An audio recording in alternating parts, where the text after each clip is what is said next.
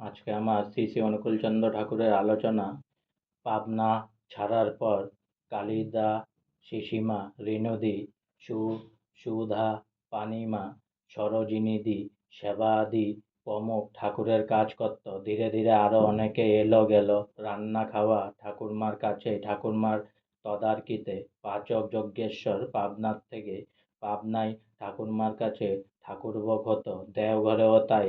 পাবনার বাবাকে কখনো কখনো ভোগের সময় ঠাকুরের সঙ্গে খেতে দেখেছি।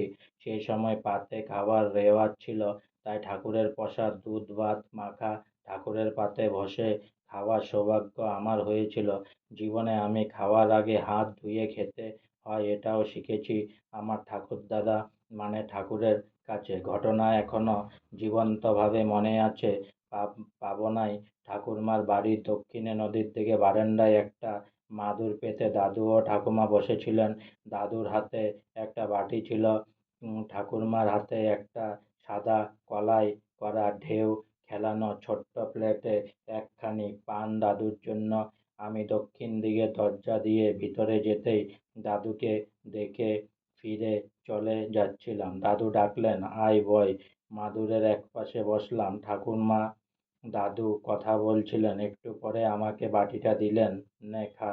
আমি নিয়ে খেতে শুরু করার আগেই মুহূর্তে বললেন, শোন মণি, হাত ধুয়ে খেতে হয়। সে কবে কোন ছোটবেলায় বলেছিলেন, আজও আমি হাত ধুয়েই খাই। দাদুর নির্দেশ পালন করে যাচ্ছি। আমি ঠাকুরমার কাছে বসে খেয়ে থাকলাম। দাদু পান খেয়ে উঠে চলে গেলেন বাড়ির বাইরে। ছেলেবেলায় আমরা ঠাকুরের তাসুর পিছনের বারান্দায় বা বাঁধানো জায়গায় বসে বসে গল্প করতাম। ঠাকুর ঘরের পাশেই একটা লোহার টলি ছিল, ওইখানেও মেয়েরা বসতো, গল্প করতো।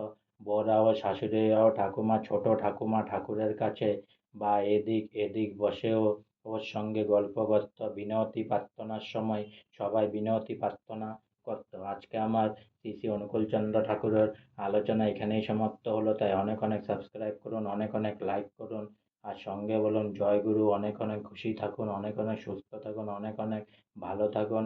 আর পারলে নিজের সামর্থ্য অনুযায়ী সব সময় হেল্প করতে থাকুন। জয় গুরু।